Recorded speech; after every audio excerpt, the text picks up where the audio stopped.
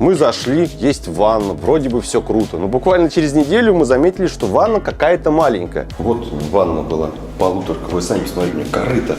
Просто маленькая корыто. Хотя, когда я пришел сначала, думаю, ну, ванна и ванна. А сейчас смотрю на нее, думаю, да уж.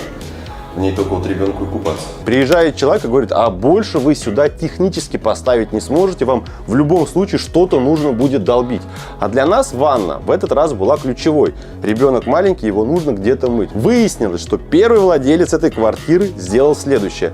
Вот эту стену он утопил туда, точно так же было у них все сломано, а вот эту стену он вынес в зону жилую. Таким образом, комната стала чуть меньше, ванна стала чуть шире. Для чего? Для того, чтобы чуть больше стало места в коридоре.